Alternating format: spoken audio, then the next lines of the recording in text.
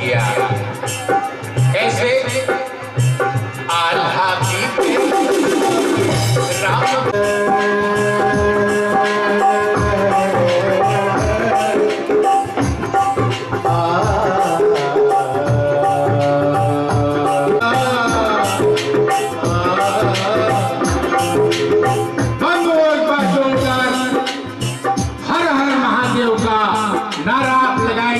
महाराज जी मंच पर पधार चुके हैं। हर हर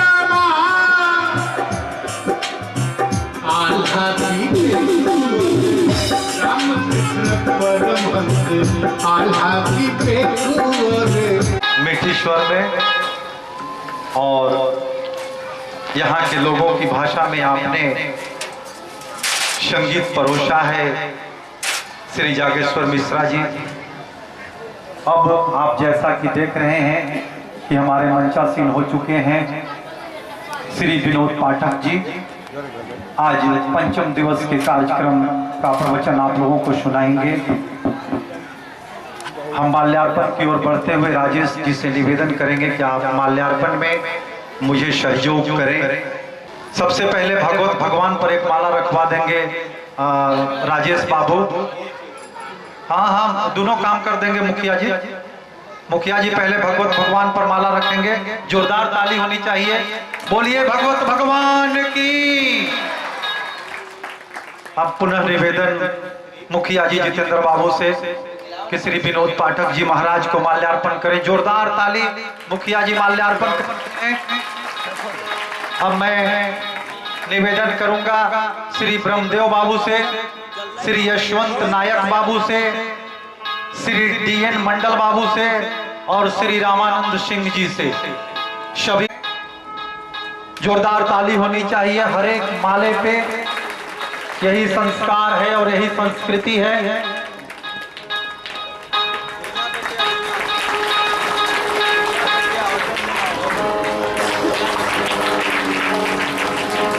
जोरदार ताली माताओं बहनों भक्तजनों। देखिए समय तो बहुत कम पड़ जा रहा है। पाठक जी तो हमारे जब बोलने लगते हैं कि समय इस मंच पे हम क्या कहें, समय हम किसी विद्वान को दे नहीं पा रहे हैं, ऐसी परिस्थिति बन जा रही है।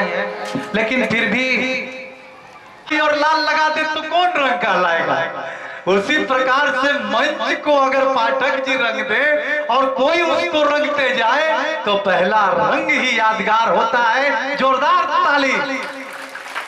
और इसी के साथ मैं निवेदन कर रहा हूं कि हमारे निवेदन को अगर मंजूर करेंगे तो निश्चित रूप से इस प्रसंग को सुनाएंगे।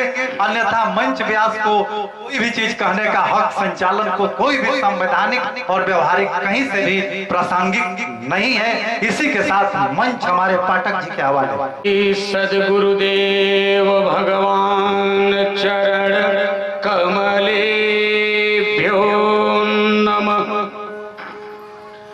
श्रीमातृपितृचरण कमलेभ्यो नमः। श्रद्धा और प्रेम से बोलिए सियावर रामचंद्र की। और धीरे बोलिए श्री हनुमान जी महाराज की। अब की बार इससे भी धीरे बोलिए। प्रेम से बोलिए श्री गौरी शंकर भगवान की। वृंदावन बिहारी लाल की। अब की बार इतना धीरे कि धीरे धीरे बोल कोई सुन न ले। प्रेम से बोलिए सत्य सनातन धर्म की। वाह। अब लगा कि हमारा भागलपुर भी विश्व के नक्शे में है। जब पूरे दुनिया के लोग आज उल्टा समझ रहे हैं तो बहादुरपुर वाले सीधा थोड़े समझेंगे। आपने बहुत अच्छा सहयोग किया, धन्यवाद। आइए 2 मिनट आप सभी लोग शांतचित्त हो जाएं। बन सके तो अपना अपना हाथ अवश्य ही जोड़ लें और 2 मिनट तक मेरे साथ भगवान की प्रार्थना में सम्मिलित हो जाएं। तत्पश्चात भगवत कथा।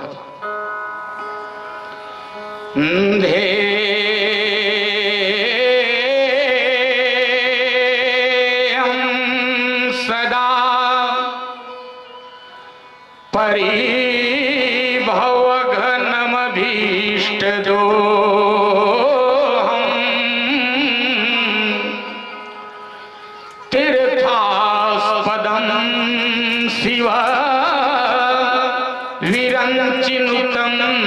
शरण्यं भृत्यारतिहं प्रणतपाल्लभवातिपोतं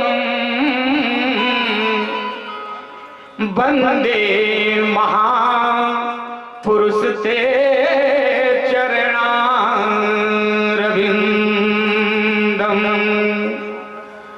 गंगा तरंगरमणीय जटा कलापम गौरी निरंतर विभूषित वाम भागम नारायण प्रियमनंग मदापहारम वाराणसी पुरपतिं भज विश्वनाथम। हे हनुमान दया के निधान सुजान कर विनती कर जोरी श्री रघुनाथ के पात्र प्रिय कृपा करी नाथ लखो मम ओरी राम कथा कछु भाखन चाहा होय सहाय कृपा निधि मोरी चूक बिसारी ही वास करो यह दास सदा शरणागत तोरी यह दास सदा शरणागत तोरी। भक्ति भक्त भगवंत गुरु चतुर नाम बपुए जिनके पद बंदन किए नासई विघ्न अनेक नासई विघ्न अनेक जयति जयति मां शारदे विनती सुनहु हमार बीड़ा को झनकारती श्रीमानस भवन पधार बंदम श्री तुलसी चरण जिनकी हूँ जग काज कली समुद्र बूढ़त लखयो प्रकटयो सप्त जहाज तन बल धन बल बाहुबल जब एक हूँ चले न काम तो एक बार मुख से कहो। सभी माताएं बहनें हाथ जोड़ करके बोलेंगे, भैया लोग दोनों हाथ ऊपर उठा के उच्च स्वर से जय घोष करेंगे। जय श्री सीताराम जय श्री राधे श्याम। परम परम अकारण कारण करुणा वरुणालय आनंद नंद घन सच्चिदानंद परात्पर परब्रह्म परमात्मा हमारे आराध्य प्रभु श्री राम कथा के अनन्य रसिया अनंत बलवंत स्वंत संत वेदांत विद विक्रम उद्धि कर्मण प्रभंजन सुत मंगल मूर्ति संकट मोचन आंजनेय श्री हनुमान जी महाराज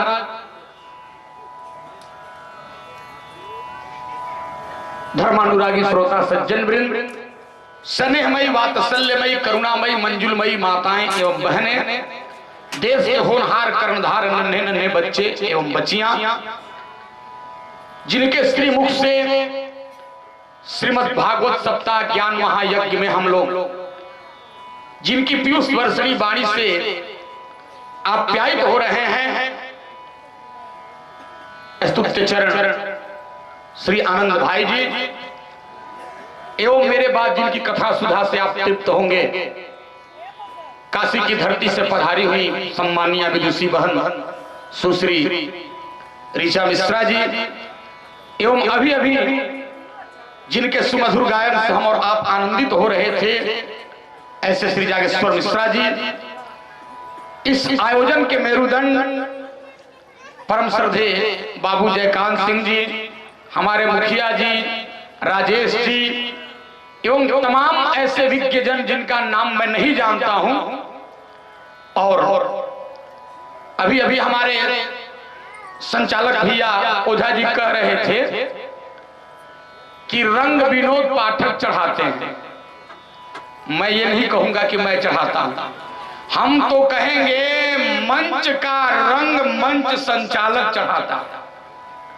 अगर मंच संचालक बढ़िया ना हो तो वक्ता का बोलने का मूड करता।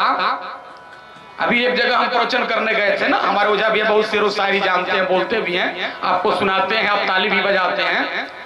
तो उस संचालक भैया को भी शेरो शायरी बोलने की बड़ी आदत थी। जैसे हम मंच पर बैठे तो हमको देख कर कहा, जी कहता है आपको चांद कह दूं। हमने कहा यार कह दो, ये तो बहुत बढ़िया चीज है, लेकिन हमने कहा इसमें लेकिन क्या? कहा जी कहता है आपको चांद कह दूं, लेकिन उसमें भी दाग है। जी कहता है आपको सूरज कह दूं, हमने कहा ये और बढ़िया है, कहा लेकिन उसमें भी आग है। जी कहता है आपको बंदर कह दूं, हमने कहा ये भी कह के संतुष्ट हो लो, लेकिन हमने कहा क्या लेकिन? कहा जी कहता है आपको बंदर कह दूं, लेकिन उसमें भी दिमाग है। इसका मतलब वो हमको दिमाग लेस समझ रहा था। लेकिन हमारे कुशल संचालक भैया ओझा जी बहुत बढ़िया संचालन करके तमाम वक्ताओं का मूड बनाते हैं। ऐसे कुशल संचालक भैया ओझा जी, सबके श्री चरणों में बालक विनोद का हार्दिक अभिनंदन, वंदन, नमन। आइए श्री राम कथा गंगा में हम और आप अवगाहन करें। हमारे ओझा भैया कह रहे थे कि विलंब हो रहा है। देखिए, जो कुशल ड्राइवर होता है, अगर गाड़ी लेट चलती है किसी कारण बस, तो वो मेकअप कर लेता है समय को। तो हम लोग समय का मेकअप कर लेंगे, इसके लिए आप घबराइएगा मत।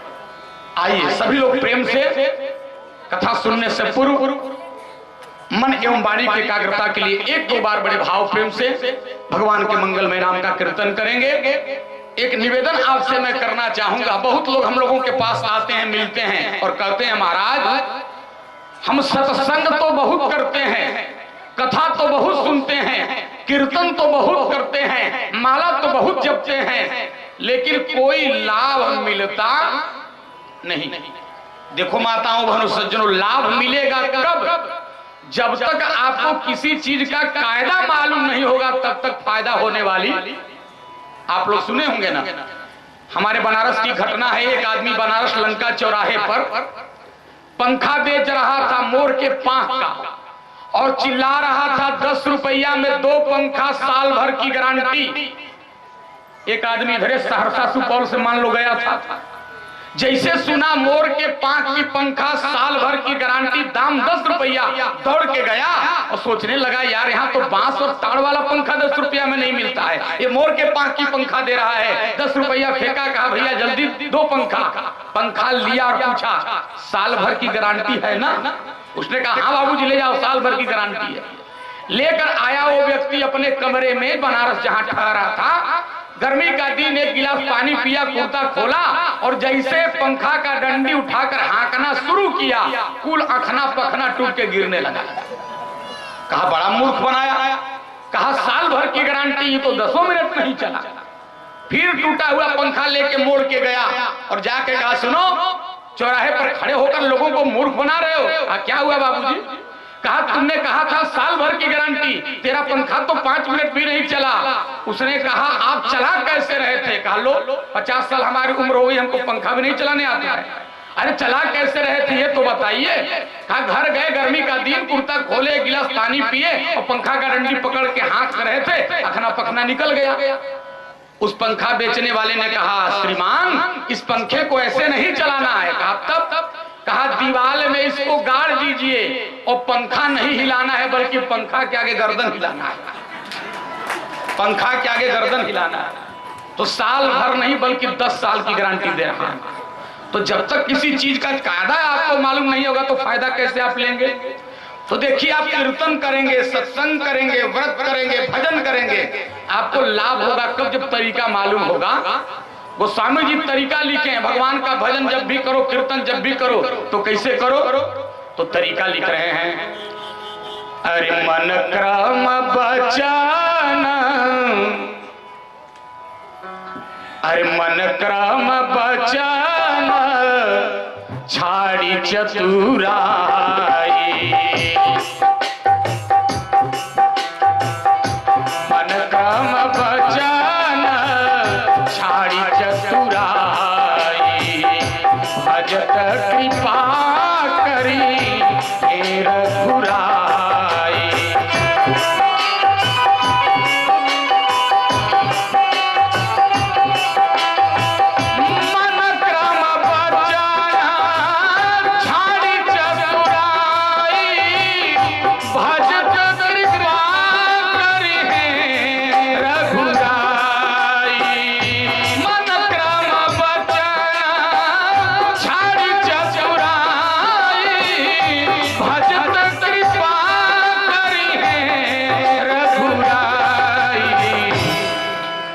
कीर्तन करना है, बोले मन कर्म वचन छाड़ी चतुराई, मन से, कर्म से, वचन से चतुराई छोड़ करके जब आदमी भगवान का भजन, सत्संग, कीर्तन, कथा करता है तब व्यक्ति को परमात्मा लाभ पहुंचाता है, कृपा करता है।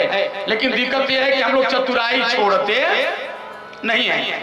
हम तो एक जगह प्रवचन में गए थे, देखे बुढ़िया माता आगे बैठी थी, अब बुढ़िया माई आगे बैठ के ऐसे ऐसे कर रही थी। हम कहे माता जी ये क्या कर रही हो? कहा पंडित जी घरवा में ताला बंद करके आए हैं, कन्फर्म नहीं हो पा रहे, चेक कर रहे हैं। अब बताओ, बैठी है कथा में और ताला चेक कर रही है।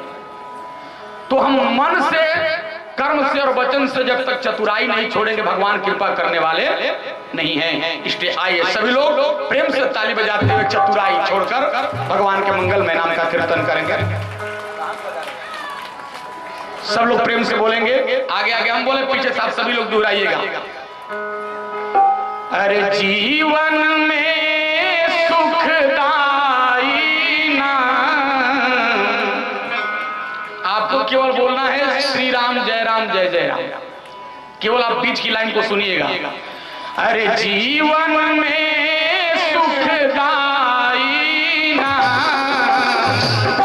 दोनों हाथ उठा के प्रेम से ताली बजा के श्री राम जय राम जय जय राम, श्री राम जय राम जय जय। जीवन में सुखदाई नाम, जीवन में सुखदाई नाम, श्री राम जय राम जय जय राम। गाइए श्री राम जय राम। और क्या?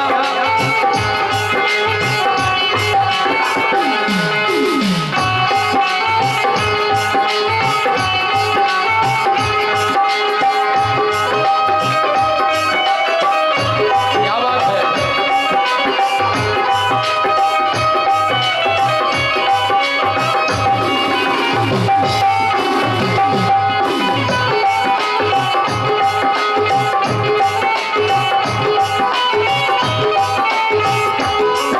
और जिस पे हम और आप भरोसा करते हैं कोई आपके साथ नहीं जाएगा। मात पिता और बंधु अर्धंगी कोई न जाए आपके संगी।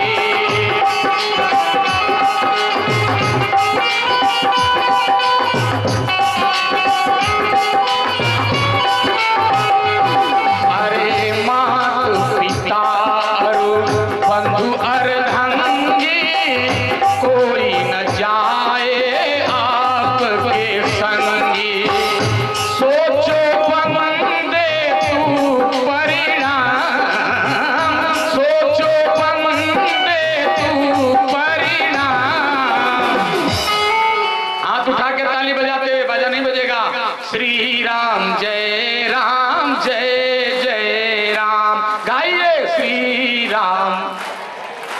हाँ, श्री राम जय राम जय जय राम, श्री राम जय राम जय जय राम, श्री राम जय।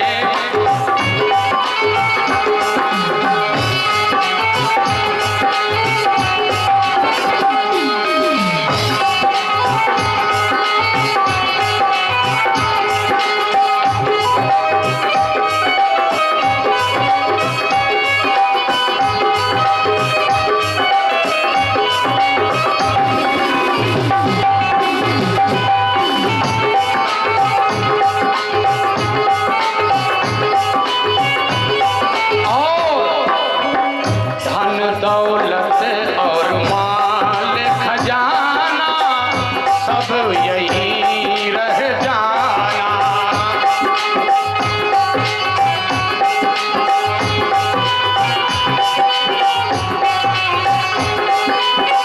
एक रुपया भी आपके साथ न जाएगा। धन दौलत और माल खजाना सब यही रह जाना, भजल रे मूरख सुबह शाम, भजल रे मूरख सुबह शाम। क्या? दोनों हाथ उठा के ताली बजा के श्री राम जय राम, श्री राम जय जय राम, श्री राम जय जय राम, श्री राम जय जय राम, श्री राम जय जय राम, श्री राम जय जय राम, श्री राम जय जय राम, श्री राम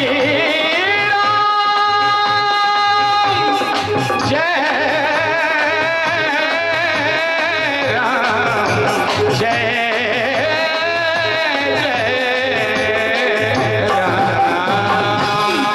प्रेम से बोलिए राजा रामचंद्र की, बोलो वृंदावन बिहारी लाल की। धर्मानुरागी सज्जनों, माता एवं बहनों, अभी हमारे ओझा भैया कह रहे थे कि इनके पिताजी बहुत बढ़िया शिव विवाह सुनाया करते थे, और मेरे बारे में भी कहे कि आप भी सुनाते हैं। शिव विवाह की चर्चा मैं करूंगा, संचालक मंच का डीएम होता है, उसके आदेश को वक्ता लोग ठुकराते नहीं हैं। निवेदन मैं आपसे करूं, आप शिव विवाह सुनने चल रहे हैं और देवोत्थान भी हो चुका है, एकादशी भी बीत चुका है, और हमारे यहाँ नियम है कि कार्तिक एकादशी देवोत्थान के बाद विवाह शादी का कार्यक्रम शुरू भी हो जाता है। ठीक है, तो चलिए पहले आज शिव विवाह से ही शुरू करते हैं। रामचरितमानस में 4 विवाह की कथा है। पहला विवाह हुआ भगवान शंकर और माता पार्वती का, दूसरा नंबर विवाह हुआ नारद जी का और विश्वमोहिनी का, तीसरा विवाह हुआ भगवान श्री राम का और मैया जानकी का, और चौथा नंबर विवाह हुआ सुपनेखा फुआ के लक्ष्मण जी के। हम आपकी फुआ न कह रहे हैं। 4 विवाह में से 2 विवाह भइल पूरा, 2 गो रह गई अधूरा। क्यों? कहा जिस विवाह में कोई अगुआ था, माध्यम था, मीडिएटर था, वो विवाह पूरा हो गया, और जिस विवाह में लड़का लड़की अपने से दांत चिहार कर चले गए वो अधूरा रह गया। भगवान शंकर के विवाह के अगुआ थे नारद बाबा और सप्तर्षि लोग, परिणाम विवाह पूरा हो गया। राम जी के विवाह के अगुआ थे माताओं बहनों बाबा विश्वामित्र जी, बक्सर वाले विवाह पूरा हो गया। ईमानदारी से मैं प्रश्न का उत्तर देना, नारद जी के विवाह का अगुआ कौन था? ये अपने से अपना विवाह करने के लिए विश्वमोहिनी के स्वयंवर में चले गए। सुपनेखा के विवाह में अगुआ कौन था? अपने से अपना विवाह करने के लिए चली गई। 2 मिनट केवल सुनाऊंगा, कैसे गई, कहां गई। तो हमारे भारतवर्ष में एक जगह है जिसका नाम है नासिक, महाराष्ट्र में। नासिक मतलब होता है संस्कृत में नासिका माने नाक, जहां सुपनखा का नाक कटा था उसी जगह का नाम है नासिक। उसको मानस में पंचवटी कहते हैं। भगवान श्री राम पंचवटी में मैया सीता जी के साथ बैठे हैं, लक्ष्मण जी कुछ दूर पे कुटिया के बाहर पहरा दे रहे हैं, और रावण की बहन जिसका नाम है शूर्पणखा, कितने साल की बुढ़िया थी, आयु क्या थी? तो शास्त्र कहता है 60,000 वर्ष की बुढ़िया थी। लेकिन जब राम जी को देखी ना माताओं बहनों, यही अंतर है। देखो, राम जी को जब देखी तो राम जी को देखने के बाद मिथिला वालों में उपासना छलका, तो लंका वालों में वासना छलका। केवल अंतर इतना है, शूर्पणखा जब राम जी को देखी, अपने आयु उम्र को भूल करके 60,000 वर्ष की बुढ़िया 16 वर्ष की गुड़िया बन गई, और ब्यूटी पार्लर से एकदम निकल के गई। वो कहां गई? राम जी के पास में। गोस्वामी गोस्वामी जी ने चौपाई लिखा है, क्या? बोले शूर्पणखा वण कई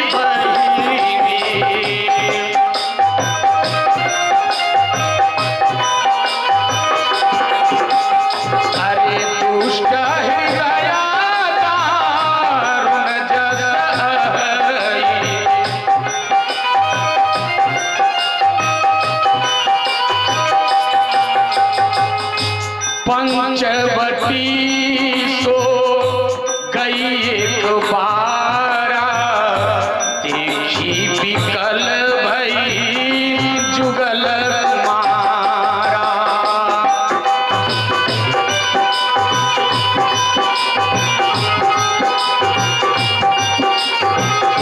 देखी बिकल भई जुगल मारा।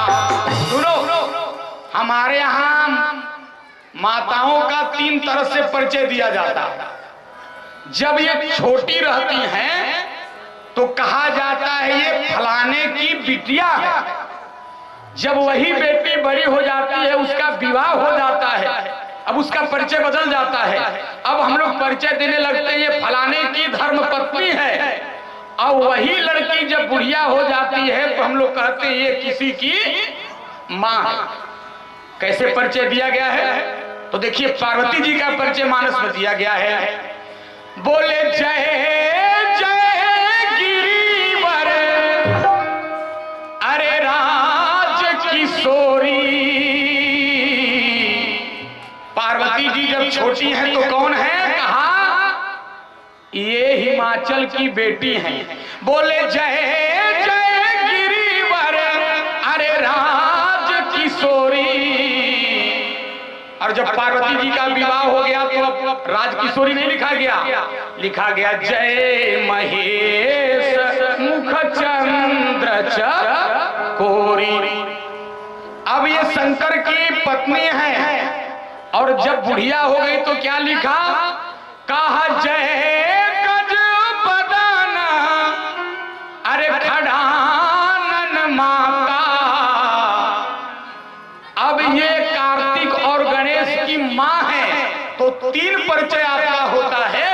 लेकिन शूर्पणखा का परिचय न किसी के बेटी के रूप में तुलसी बाबा ने दिया है, न किसी के माँ के रूप में दिया है, सुनो, और न किसी के पत्नी के रूप में दिया है। डायरेक्ट लिखा है। कौन है? बोले शूर्पणखा रावण कई बहिनी। ये रावण की बहन है, और दुष्ट हृदय दारुण जस है। तो पंचवटी सो गई एक बारा, और देखी बिकल भई जुगल कुमारा। गई राम जी के पास, और देखो राम जी के पास जाके बड़े बड़े नाखून उसके थे ना, सूंप के जैसा बड़े बड़े नाखून घुमा के अंग्रेजी में कही hello mister Ram, I am most beautiful girl in the world in present time. इसी का ट्रांसलेशन गोस्वामी जी ने किया है। क्या कह रही है? कहा तो सम पुरुष नामो समनारी,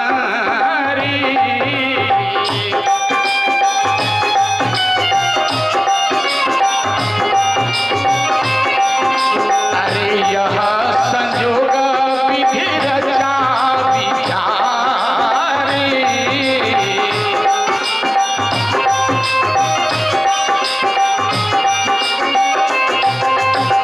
गई और जाकर के मुस्कुरा के बोली बचन बहुत मुस्काई। और देखो माताओं बहनों, जैसे जाके मुस्कुरा के और अंगुली घुमा करके और राम जी से बोली, राम जी चौंक पड़े। अरे अरे, ये हमारे देश की बेटी नहीं हो सकती है। क्यों? कि हमारे देश की बेटी मर्द की बात छोड़ दो, पुरुषों की बात छोड़ दो, भारत की औरत औरत से शर्म करती है, घूंघट करती है। आप पढ़िएगा, यही रामचरितमानस गवाही है। रामचरितमानस में सीता जी जब जंगल में जा रही हैं, राम जी लक्ष्मण जी, तो जैसे झांसी के इलाके में, चित्रकूट के इलाके में राम जी पहुंचे, तो जंगल के कोल भीलों ने राम जी को पकड़ लिया और कोल भील की पत्नियों ने सीता जी को पकड़ लिया। ध्यान देना। और जंगल के कोल भील एक प्रश्न कर रहे हैं, अरे कवन नर सवा के बगिया उजरला, अरे कवन नर सवा के बगिया उजरला, काहे धैल तपसी के भेष ए बाबू, अरे कहवा के हव तू नरे ए बाबू, कहवा के हव तू नरे, कवने नरे सवा के बगिया उजरला, कवने नरे सवा के बगिया उजरला, काहे धैल तपसी के भेष ए बाबू, कहवा के हव तू नरे ए बाबू, कहवा के हव तू नरे।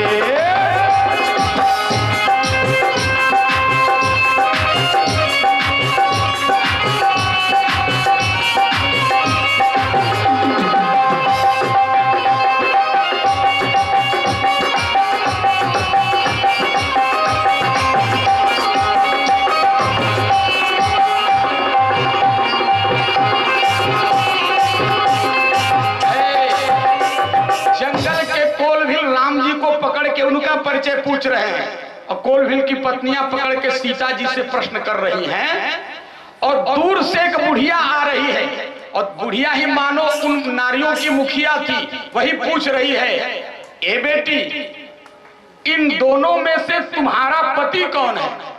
तो देखो सुपनखा राम जी के पास गई तो विदेश की नारी मुस्कुरा रही है और हमारे देश की नारी सीता जी से जैसे प्रश्न कर रही है, दूर से इन दोनों में से तुम्हारा पति कौन है? चित्रकूट के इलाके के संत लोग गाते हैं, क्या पूछ रही है? अरे भोरी भोरी, अरे भोरी भोरी मोर किशोरी, अरे जोगबर लागो रे लागो, तुम्हारो कौन लागो,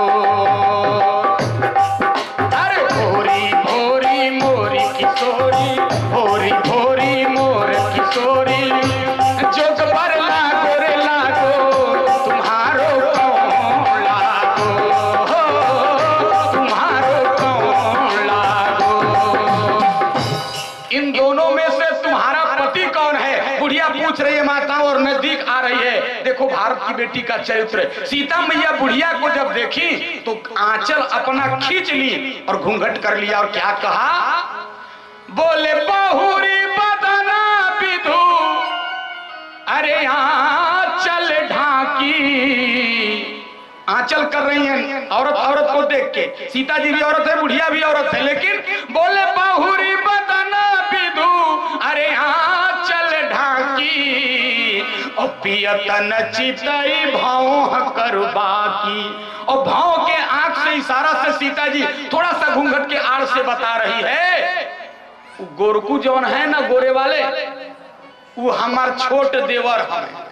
सीता जी का कहने का मतलब है गोरे वाला देवर है तो सांवले वाला उसका बड़ा भाई है। बुढ़िया कहती है हाँ ये बेटी ठीक है कहत रू, गोरकू तार छोट देवर हमें और संवरकू तार बड़ देवर है। इतनी भोली थी वो। सीता जी इशारा कर रही हैं नहीं नहीं नहीं ऐसी बात नहीं, वो उनके बड़े भैया हैं, हमारे पति हैं। बहुरी बदन विदु आंचल ढाकी, पियतन चितई भाव कर बाकी। तो यहाँ औरत औरत से पर्दा करती है, लेकिन सुपन खा गई। आहा, तो राम जी को देख के मुस्कुराई। तो राम जी के पास जाके कहे कि आपके जैसा कोई पुरुष नहीं है। राम जी कहे वाह, ये तो वेदांत बोल रही है, मैं पुरुष थोड़े हूं, मैं तो पुरुषोत्तम हूं। अच्छा, लेकिन अगला लाइन बोलने में फिसल गई। बोली मौसम नारी, मेरी जैसी कोई नारी नहीं है, और यह संजोग विधि रचा बिचारी। तो राम जी ने कहा तेरे जैसी कोई नारी नहीं है, मेरे जैसा कोई पुरुष नहीं है। इसका मतलब कहा मैं विवाह के लिए दुल्हा सिलेक्शन कर रही हूं, आज तक खोज नहीं पाई। तो राम जी ने कहा कोई तुमको नहीं मिला तो यहां क्यों आई हो? कहा आपसे कुछ उम्मीद बन रहा है। कहा मतलब? कहा ताते अब लगी, अरे रहे हूं कुंवारी, और मन माना कछु तुम ही निहारी। अभी तक मैं कुंवारी इसीलिए घूम रही हूं, मेरा मन किसी को देखकर विवाह करने को नहीं हुआ, केवल आप मेरे लायक कुछ दिखाई दे रहे हैं। राम जी कहे अरे यार ये तो उल्टा बोल रही है, ईमानदारी से बोलो, विवाह कुंवारी का होता है कि नारी का? जोर से बोलिए। कुंवारी का। लेकिन ये गई तो उल्टा बोली, पहले करे तो सम पुरुष न मौसम नारी, और अगले लाइन में करे ताते अब लगी रहे हूं कुंवारी। उल्टा चक्कर घुमा रही है। पहले अपने आप को नारी सिद्ध की, बाद में कुंवारी सिद्ध की। राम जी समझ गए ओ जरूर दाल में कुछ काला है, ये मामला फिजिशियन का नहीं है सर्जन का है। तो राम जी कहे तुम हमसे विवाह करने आई हो और हमको देखकर तुम्हारा मन कुछ करने को हो रहा है विवाह का? कहा हाँ। तो कहा एक काम करो ना, देखो गेट पे हमारा भाई जो बैठा है उसको जब तुम देख लोगी तो याद रखो तुम्हारा मन 100% मान जाएगा, उसी के पास चली जाओ। देखो यही भारत की बेटी में और विदेश की बेटी में अंतर है। पार्वती जी तपस्या कर रही हैं, सप्तर्षि लोग गए और जाकर कहे पार्वती पागल हो गई हो, अरे उस भांग पीने वाले से विवाह करने के लिए तपस्या कर रही हो हिमालय में बैठकर, इस सर्दी में इस गर्मी में, और सूखी पत्तियों को खाकर ठंडा पानी पी करके हवा पी के तपस्या उस पागल के लिए कर रही हो? पार्वती मैया ने कहा हाँ। तो कहा अगर तुम कहो तो सुंदर से सुंदर लड़के को खोज कर हम लोग लाएं और तुम्हारा विवाह करा दें। भारत की बेटी पार्वती ने कहा ना, मैं मर जाऊंगी लेकिन जब भी विवाह करूंगी तो शंकर जी से ही विवाह करूंगी, क्योंकि गुरु के वचन प्रतीत न जेहि सपने सुगम न सुख सिद्धि ते ही। मेरे गुरु नारद जी ने कहा शंकर ही तुम्हारे पति मिलेंगे, तो मैं अब बदलने वाली नहीं हूं, अचल निष्ठा है। और ये जब गई तो राम जी को देखी तो इसको रिजिड होना चाहिए था कि आपसे विवाह करेंगे, लेकिन जैसे राम जी ने ऑप्शन दिया गेट पर चली जाओ, वहां से उठी और निष्ठा तो है नहीं, अचल दौड़ के चली गई लक्ष्मण जी के पास। लक्ष्मण जी बैठ के माला जप रहे थे, श्री राम श्री राम श्री राम। वहां भी जाके और लक्ष्मण जी के कान में कही हेलो मिस्टर लक्ष्मण प्रताप सिंह। जैसे लक्ष्मण जी के पास गई और कही लक्ष्मण प्रताप सिंह, लक्ष्मण जी ने कहा यहां क्यों आई हो? कहा आपके बड़े भैया राम जी ने हमको भेजा। कहा क्या करने के लिए? कहा विवाह करने के लिए। जैसे कहा मैं आपसे विवाह करने के लिए आई हूं, भैया भेजे हैं, तो लक्ष्मण जी अपने मन में सोचे कि हमारे भैया हमारे पास तभी किसी को भेजते हैं जब मामला एकदम संगीन हो जाता है। अच्छा भैया भेजे हैं, कहा विवाह करने आई हो हमसे? कहा हाँ। तो देखो लोग कहते हैं लक्ष्मण जी खराब बोलते हैं, आज लक्ष्मण जी कितना बढ़िया बोले। लक्ष्मण जी क्या बोले? लक्ष्मण जी कह रहे हैं सुनो सुपनखा, सुनु सुंदरी माया तीना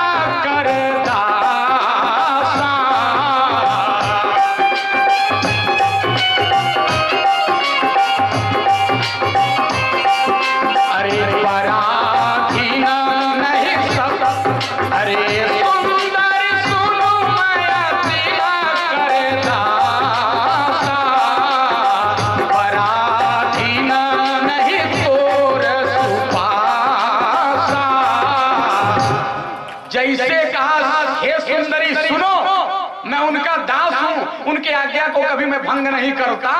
जैसे कहा सुंदरी, सुपनखा उछलने लगी, कही वाह, वो करीबा सी गोरका बढ़िया है, इसको बोलने का भी ज्ञान बढ़िया है। Something is better than nothing. ये असली जौहरी है, ये तो कम से कम हमको सुंदरी कह रहा है, वो तो सुंदरी उंदरी कुछ भी नहीं कहा। ये असली जौहरी, इसको हीरे की पहचान। अच्छा, तो एक बात पूछ दी, हे लक्ष्मण जी, आप हमको सुंदरी कह रहे हो लेकिन हमारी ओर देख नहीं रहे हो। लक्ष्मण जी अपना मनवा में कहले, सुपनखा, जब तक नइखी देखत तबे तक सुंदर बाड़ू, देखने के बाद पूरा भूगोल बदलने वाला, देखने के बाद पूरा भूगोल बदलने वाला। अच्छा, विवाह करने आई हो ना, कहा छोड़ो इस बात को, आओ तेरे मांग में सिंदूर डाल दूं। और जैसे लक्ष्मण जी सिंदूर डालने की बात किए, वो आंख बंद करके प्रसन्न हुई, बस तीर धनुष उठाए और क्या कर दिए। वो स्वामी जी लिखे, नाक कान बिनु भई बिकरारा, जनु श्रव शैल गेरु कई भारा। लक्ष्मण जी ने ऑपरेशन कर दिया, नाक और कान काट दिया। एक बात सुनिए, लक्ष्मण जी नाक क्यों काटे माताओं बहनों? काटना ही चाहिए तो गर्दन काट लेते, पैर काट लेते, हाथ काट लेते, ये नाक क्यों काटे? नाक काट कर लक्ष्मण जी ने दुनिया के लोगों को एक संदेश दिया, दुनिया वालों, जिसके घर की बेटी अपने से सड़कों पर बर चुनाव करने के लिए जाएगी, उस लड़की का नाक सुपनखा की तरह कटे या न कटे, इस बात की कोई गारंटी नहीं है, लेकिन इस लड़की के बाप और भाई का नाक और कान निश्चित कटेगा, क्योंकि नाक कटना हिंदी की मुहावरा है, प्रतिष्ठा समाप्त हो जाना। जिसकी बेटी अपने से घर से भागकर विवाह करने चली जाए तो बाप का नाक तो कटेगा ही। तो कहने का मतलब है, बिना अगुआ का विवाह करने गई, नाक कान कटा के आई। नारद जी बिना अगुआ के विवाह करने गए, बंदर का रूप बन गया। तो जिस विवाह में कोई अगुआ था वो विवाह पूरा हो गया, और जिस विवाह में कोई अगुआ न था वो अधूरा। और देखो भाई, हमारे यहाँ इस समय दो शब्द प्रचलित है।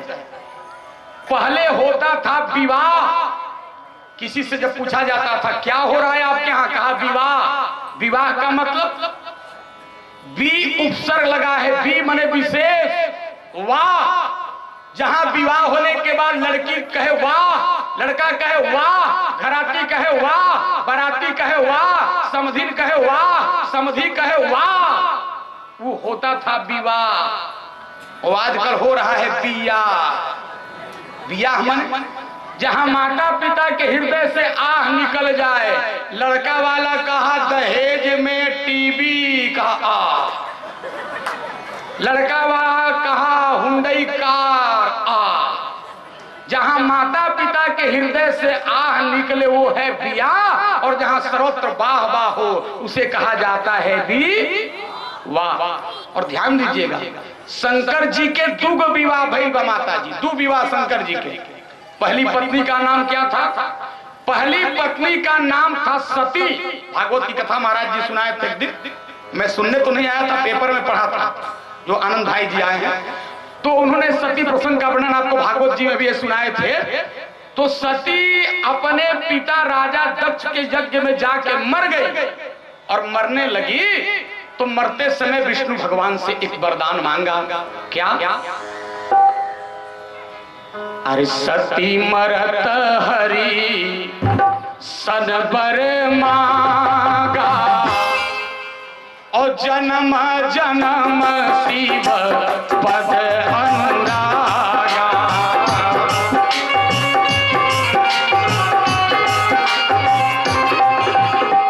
सती मरत हरि सन बर मांगा, सती मरत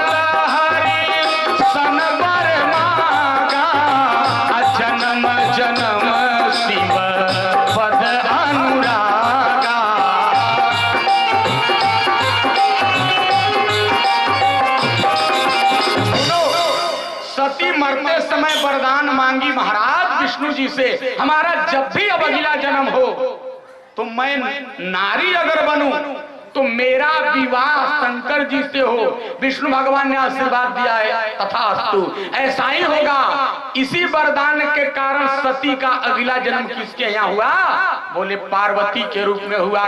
कैसे? बोले प्रथमम शैल पुत्रीम च,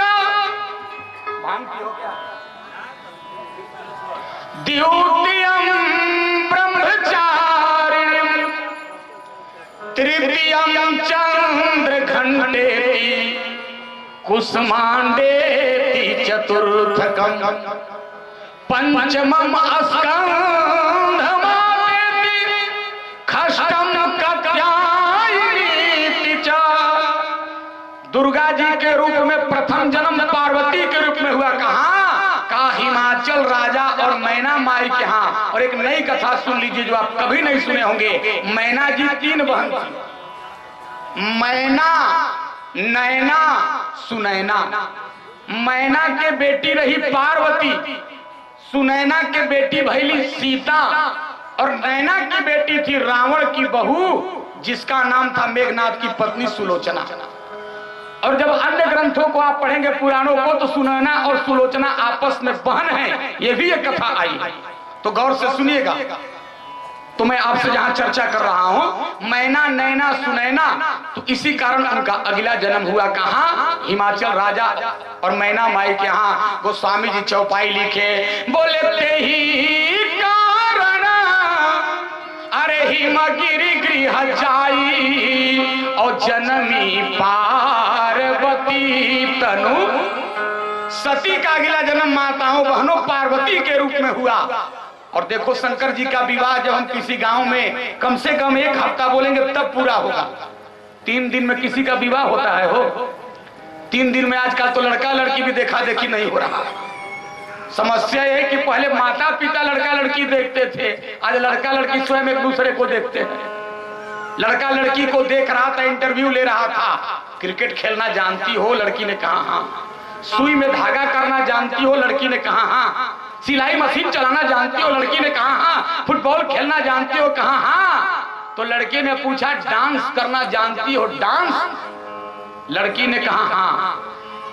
लड़के ने कहा कंफर्म है, अब तेरे साथ विवाह करूंगा। तो लड़की ने कहा महाराज आपने तो मेरा बहुत लंबा चौड़ा इंटरव्यू ले लिया, सब पूछ लिया, मेरे प्रश्न का उत्तर दो।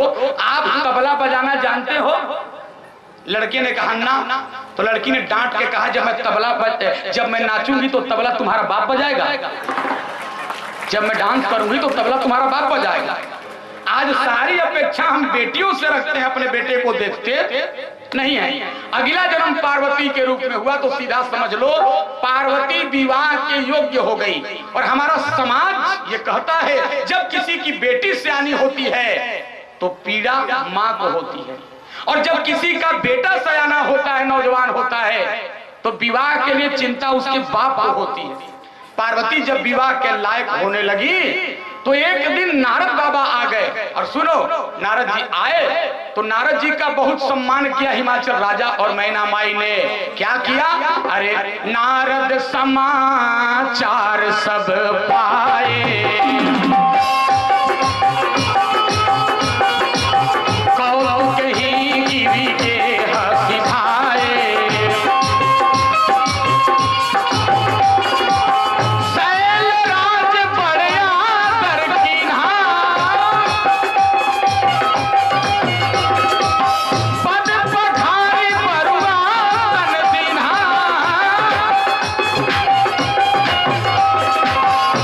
हिमाचल राजा और मैना माई ने नारद जी का संत का बड़ा स्वागत किया, भोजन कराया।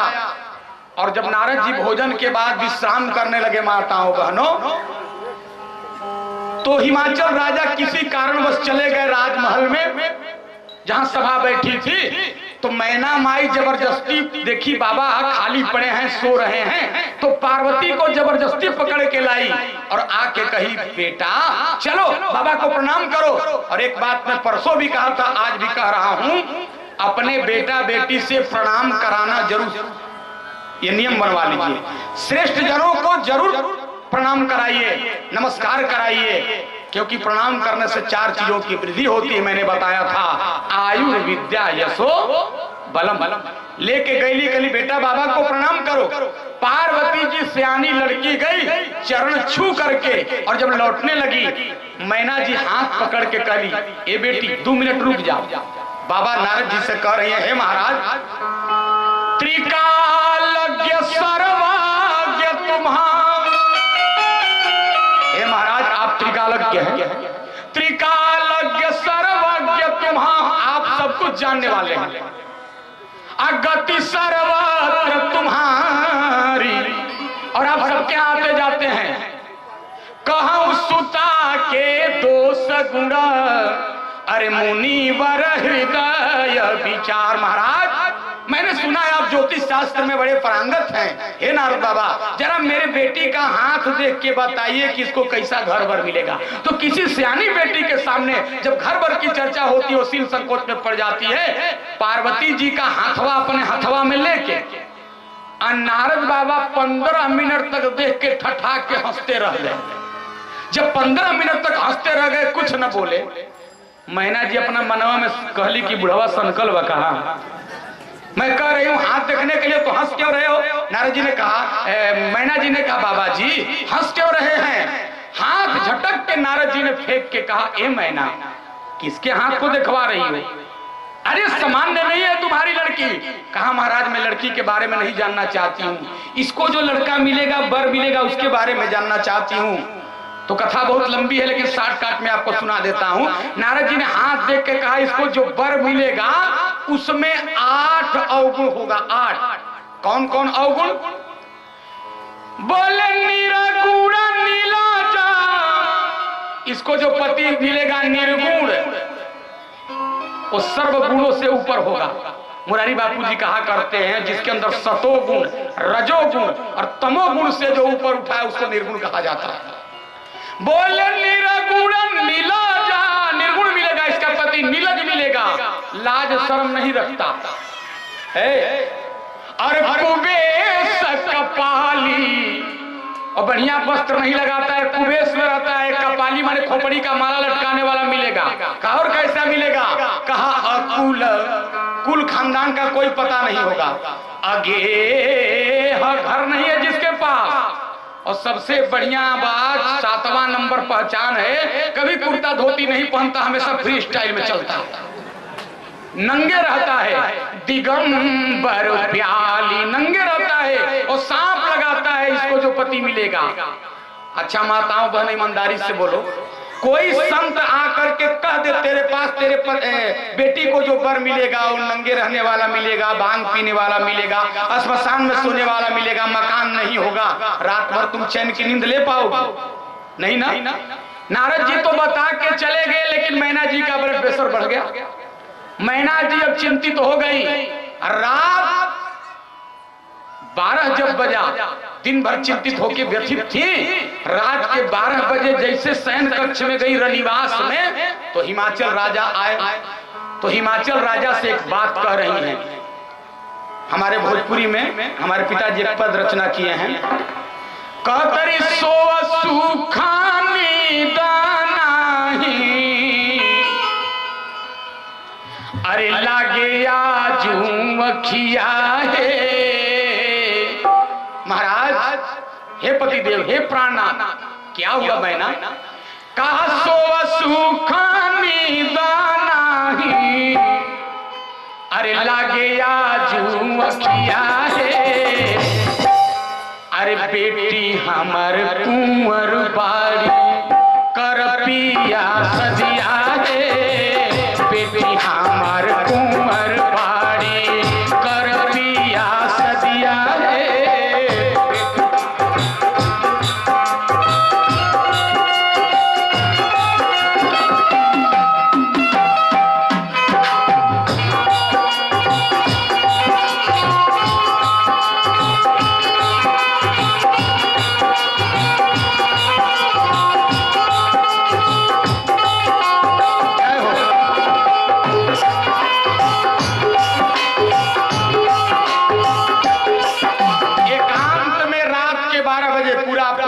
गीत सुनाऊंगा।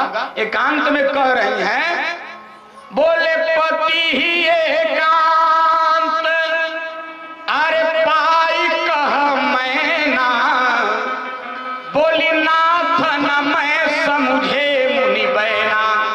देखो माताओं बनो, इस पंक्ति को जब मैं पढ़ता हूँ, रोज हम लोग मानस का पाठ करते हैं ना, तो पंक्ति जब मैं पढ़ता हूँ तो ऐसा लगता है कि हम कहाँ थे और आज कहाँ जा रहे हैं।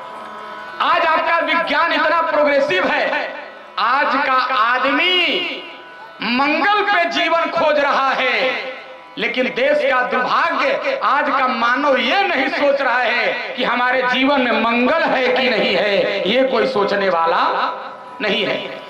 आज का व्यक्ति उपग्रह छोड़ सकता है, लेकिन पूर्वाग्रह छोड़ने के लिए तैयार नहीं है। ईमानदारी से सुनना, पत्नी को जब भी बात करना चाहिए पति से तो कब करना चाहिए? मानस सिखाता है जीवन जीने की कला। गोस्वामी जी लिखे पति ही एकांत अरे पाई कह मैना। एकांत में बात कर रही हैं, इना की मेला में गई बड़ू जिलेबी किल्ले बड़ू कहत रुए टुटुआ के पापा, वहीं से चिल्ला रही है। ये हमारे यहाँ कल्चर नहीं था, अब हम बदल गए। अच्छा ध्यान दीजिएगा, एकांत में पत्नी को बात करने का हमारे यहाँ हक है। हम रावण को मंदोदरी को राक्षस और राक्षसी कहते हैं, लेकिन जब रावण और मंदोदरी के चरित्र को गहराई से आप समझिएगा, वो तो लीला की धरातल पर सब आए थे। रावण जैसा तो कोई विद्वान ही धरती पर न पैदा हुआ।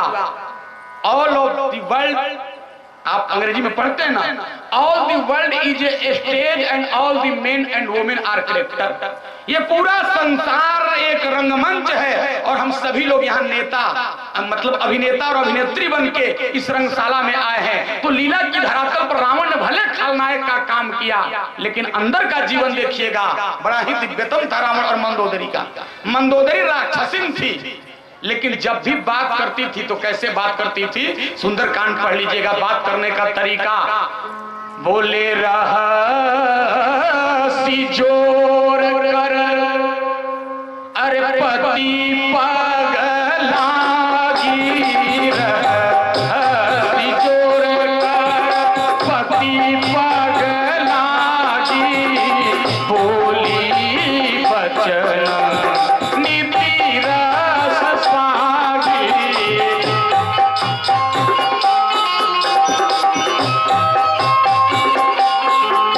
अरे रहसी जोर कर पति पगलागी, बोली बचन नीति रस सागी।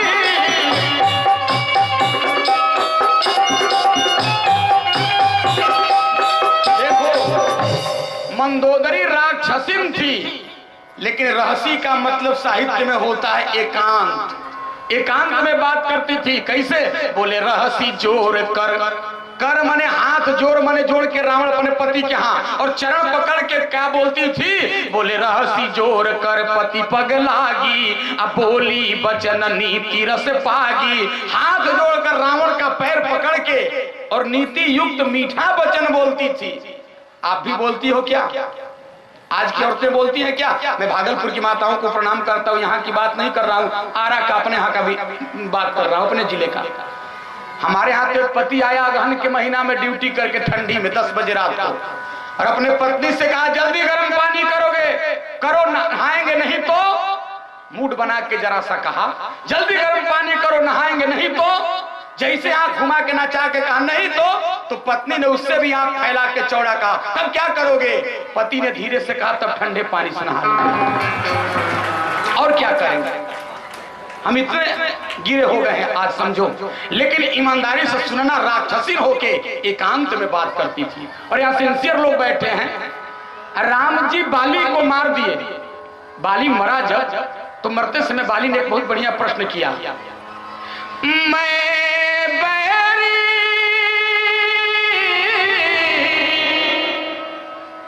सुग्रीव पियारा कारण कवन नाथ मोहि मारा। हे प्रभु, मैं आपके लिए बैरी हो गया, सुग्रीव आपके लिए प्रिय हो गया, क्यों आपने मुझे मारा? राम जी ने बात किया आज की संस्कृति का। राम जी ने कहा जो अपने भवा पे कुदृष्टि रखता हो, जो अपने बहन पे कुदृष्टि रखता हो, जो अपने बेटे की पत्नी बहू पे कुदृष्टि रखता हो, उसके मर्डर करने पर भारतीय संस्कृति में कोई दोष लगता? भले संविधान दोष कर दे वो अलग बात है, वो वध का हकदार है। बाली भी पढ़ा लिखा था, तर्क किया महाराज ये मनुष्यों के लिए लागू है। मनुष्य के यहाँ बहू होती है, भवा होती है, भांजी होती है, भगनी होती है, बेटी होती है। हम तो मृग योनि में जन्म लिए हैं, बंदर योनि में जन्म लिए हैं। अच्छा कुत्ता अपने बेटी को पहचानेगा? बोलो वो क्या पहचानेगा? बैल अपनी माँ को पहचानेगा? नहीं पहचानेगा, क्योंकि वो पशु है। तो मैं तो प्रभु मृग योनि में जन्म लिया हूं, बंदर योनि में जन्म लिया हूं, हमारे यहाँ ये लागू नहीं है, फिर मुझे क्यों मारे? बहुत प्रकार से तर्क किया राम जी ने, लेकिन वहां बाली जो है हरा दिया। अंत में राम जी जो एक बात कहे उसी से बाली मौन हो गया और उसका प्राण निकला। कहा जानते हो तुमको क्यों मारे बाली? कहा क्यों? कहा तुमको मैंने केवल एक कारण से मारा। कहा क्यों प्रभु? कहा तुम्हारी पत्नी रात में एकांत में तुमको समझा रही थी। सुनो, जो सुग्रीव से मित्रता किया है ना, वो साधारण नहीं है, वो त्रिलोक का ठाकुर है, वो लीला करने धरती पे आया है। नारी सिखावन अरे कर सीन काना और मूढ़ तो ही अतिशय अभी। तेरी पत्नी समझा रही थी वो लीला करने आया साक्षात ब्रह्म है, तूने अपने पत्नी का बात माना। बाली सोचने लगा अरे यार ये तो हम एकांत में बात किए थे जहां परिंदे भी पर नहीं मार सकते थे, राम जी कैसे सुन लिए? तो कहने का मतलब पत्नी को जब भी बात करना हो तो एकांत में बात करे। एकांत में आज मैना माई कह लिए जी, दिन में नारद बाबा आई रहन, अब पार्वती के हाथ देख के कहला में इसको जो वर मिलेगा वो श्मशान घाट में रहने वाला मिलेगा, नंगे रहने वाला मिलेगा, खोपड़ी लटकाने वाला मिलेगा, सांप लगाने वाला मिलेगा। ऐसे में दुल्हा से अपना बेटी के विवाह करम। तो देखो बेटियों के प्रति संवेदना कितनी थी हमारे भारतवर्ष में। तब कहले कि कैसना घरे विवाह करम। तो बहनों आपके लिए बोल रहा हूं, ध्यान से सुनना।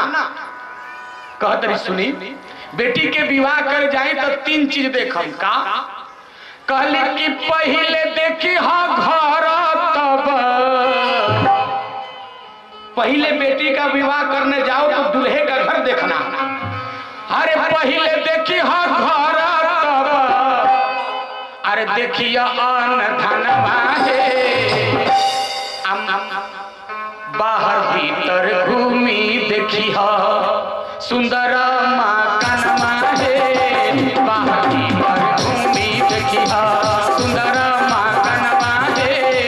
सो सुख नीदा नहीं, सो सुख नीदा नहीं, लगे यार मखिया है, अभी भी हमार कुंवर बाड़ी कर बिया सदिया है, बेटी हमार कुंवर बाड़ी।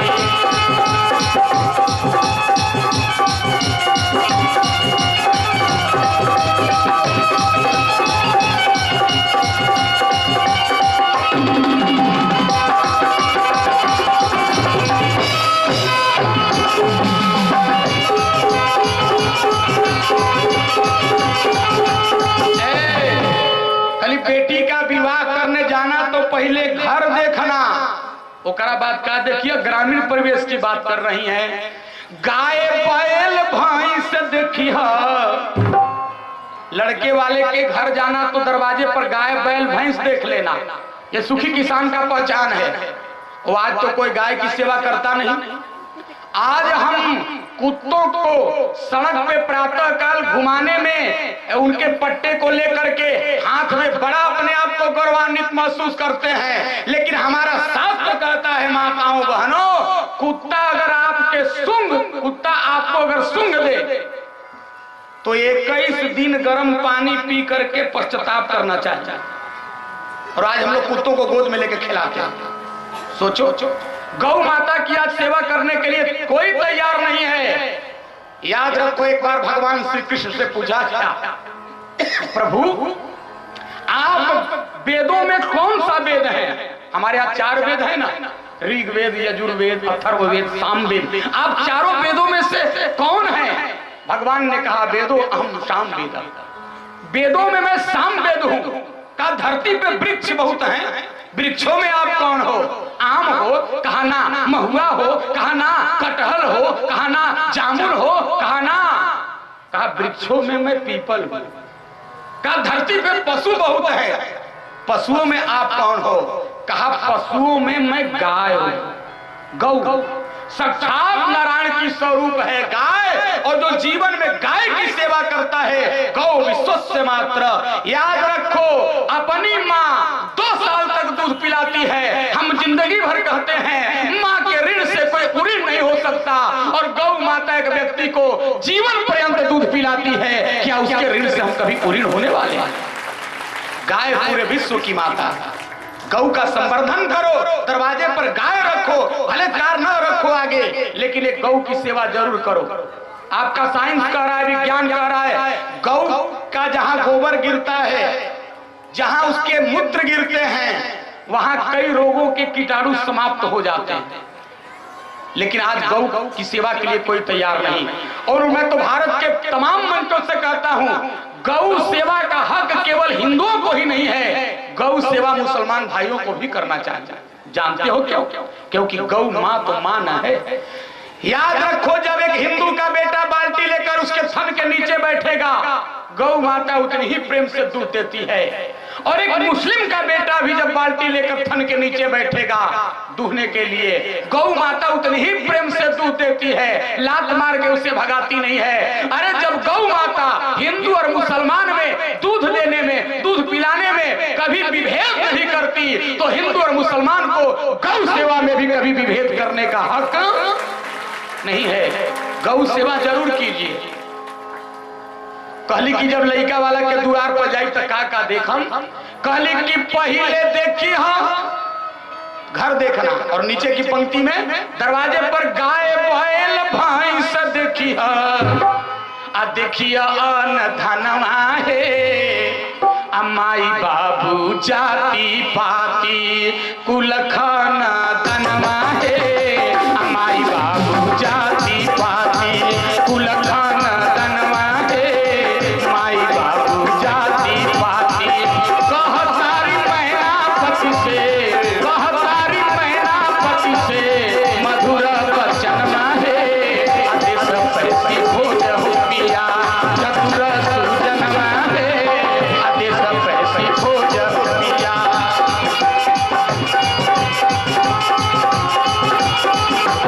देखो, इतना बता के कहा बेटी का विवाह करने जाइए, तो आप लोग भी गौर कीजिएगा, जिनकी बेटियां सियानी हैं, विवाह योग्य हैं, 3 चीज देखकर विवाह करोगे, आपकी बेटी कभी गलत घर में न जाएगी। क्या क्या देखना चाहिए?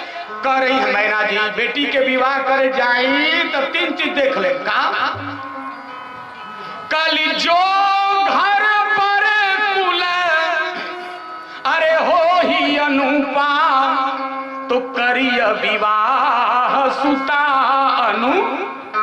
बेटी का विवाह करने जाइए तो 3 चीज बेटी के अनुरूप देखिए। ये नहीं कि बहुत बेटी गरीब घर की हो, आप गरीब घर के हैं, और बेटी को भले बहुत नाज से आप पाले हैं, लेकिन अपने से ऊंचे घर में, बहुत ऊंचे घर में कभी नहीं विवाह करना चाहिए। सर से बढ़ के हो इतना मांगा नहीं जाता, प्यास लगती है तो दरिया नहीं मांगा जाता। चांद सी जैसी किसी की बेटी हो मुकीस की, लेकिन ऊंचे घर वालों से कभी रिश्ता मांगा नहीं जाता। ऊंचे घर वालों से कभी रिश्ता नहीं मांगा जाता। समान घर में विवाह करना चाहिए। ईमानदारी से सोचिए, पुष्पवाटिका प्रसंग को पढ़िएगा। पार्वती जी की पूजा कर रही हैं सीता मैया। पार्वती जी प्रसन्न होकर कहीं बेटी सीता क्या चाहिए तुमको? तो सीता जी क्या मांग रही है? वो स्वामी जी लिखे हैं, पूजा किन्ह अधिक अनुरागा, अरे निज अनुरूप सुभगवर मागा। पूजा किन्ह अधिक अनुरागा, पूजा निज अनुरूप सुभगवर मागा, निज देखो, 2 काम हमेशा बराबर में करना चाहिए, बराबरी के साथ करना चाहिए। विवाह जब भी करो अपने से बराबर लोगों से करो, और विवाद झगड़ा जब भी करो अपने से बराबर से करो। अब मान लो हम 3 फीट के आदमी, किसी 5 फीट वाले 6 फीट वाले से झगड़ा कर देंगे तो पूरा हमारा नक्शा बिगाड़ जाए। विवाह और विवाह समान लोगों में करना चाहिए, जो एकदम समान अपने व्यवस्था के लायक हो। सीता मैया कह रही है, माँ तुम अगर मुझे कुछ देना चाहती हो ना तो मेरे बराबरी का वरदान दे दो। कहा मतलब? कहा देखो माँ, मेरा 2 अक्षर का नाम है सीता, हमको जो पति मिले वो भी 2 अक्षर का उसका नाम हो। तो सीता मैया का नाम 2 अक्षर का सीता, वरदान दे दिया पार्वती मैया ने, जा 2 ही अक्षर का पति मिलेगा। इधर सीता उधर 2 अक्षर के, अरे भैया आप लोग भी बोला कीजिए 2 अक्षर के राम। सीता मैया ने कहा, माँ हमारे गांव में 3 अक्षर की नदी बहती है कमला, हमारे ससुराल में 3 अक्षर की नदी मिले। कहा जा, दे दिया।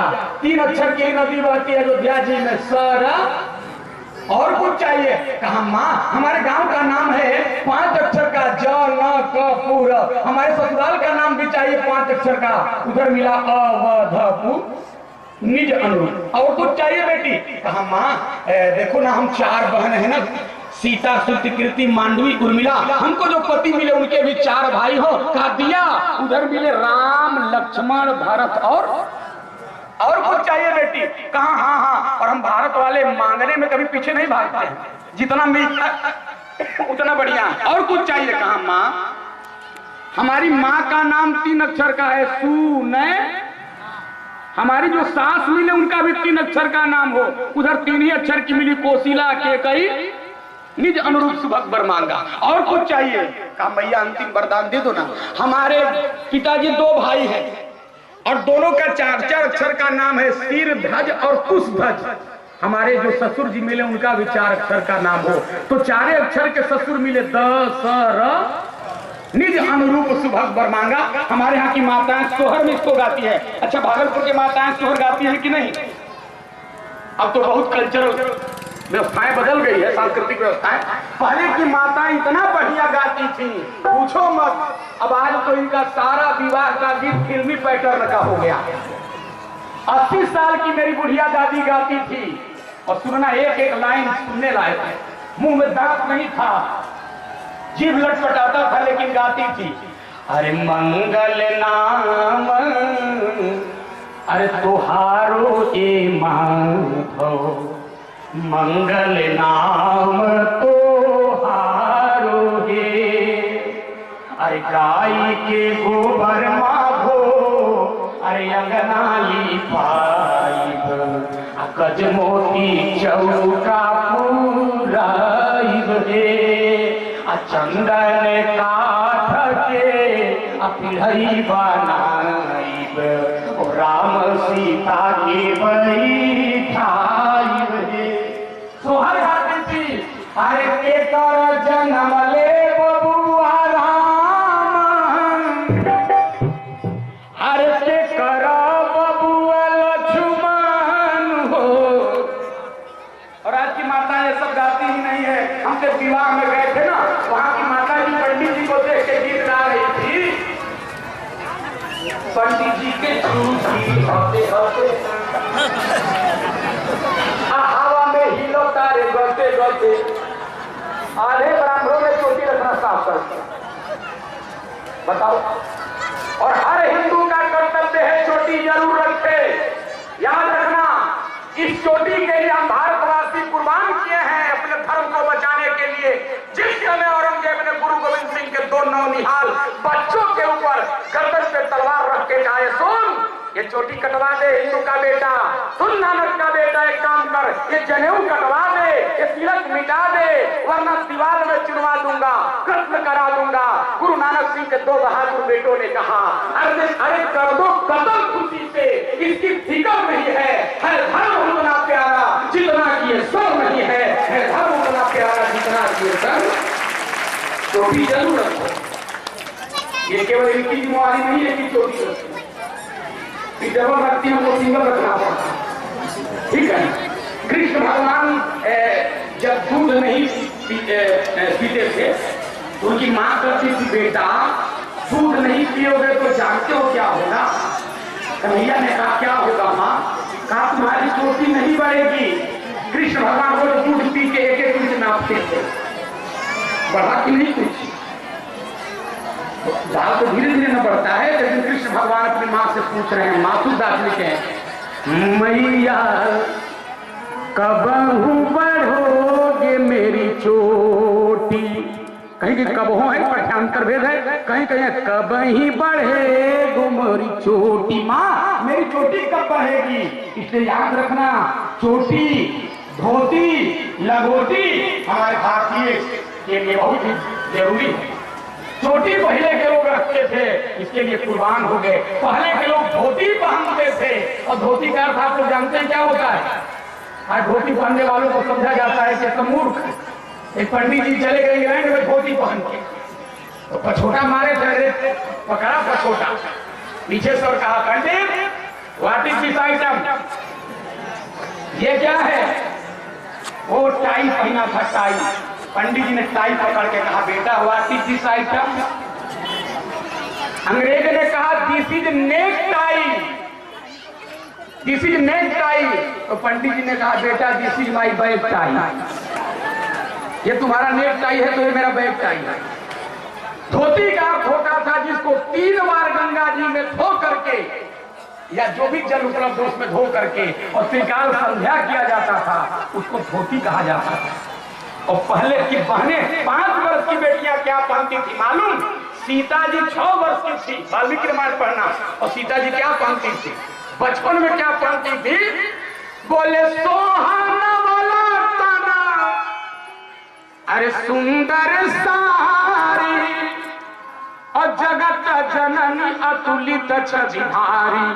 सीता जी साड़ी पहनती थी माताओं बहनों, और साड़ी का मतलब जानती हो क्या होता है? हमारे बिहार में तो नहीं कहा जाता है, पता नहीं आपके यहाँ क्या कहा जाता है, लेकिन हमारे उत्तर प्रदेश में दूध के ऊपर जो जम जाता है उसको क्या कहते हैं? छाली। अच्छा, लेकिन उत्तर प्रदेश में छाली नहीं कहा जाता है, अवधी भाषा में उसको साड़ी कहा जाता है।